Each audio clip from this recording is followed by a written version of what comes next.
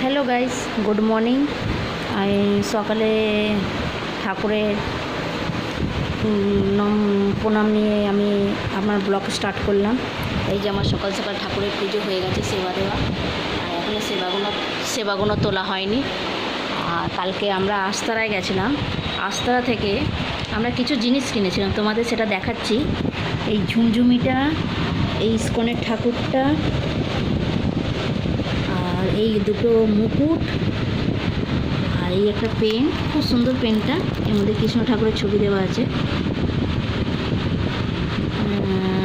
আর একটা ভগবানকে, এই বইটা আস্তারা থেকে নিয়েছি।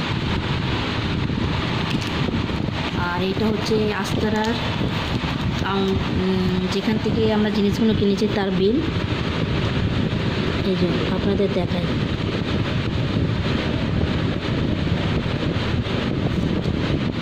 এই জিনিসগুলো কালকে আমরা আস্তারাতে যেয়ে কিনেছি।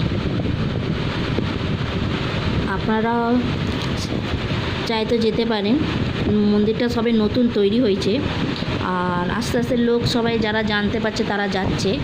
আপনারাও অবশ্যই যাবেন, খুবই ভালো। আর আমরা গেছি যে সময়, সে সময় আরতি হচ্ছে, খুব সুন্দরভাবে আরতি হচ্ছিলো, মানে ভাল লাগছিলো, বেশ বসে মন দিয়ে আরতিটা শুনতে খুব সুন্দর লাগছিলো।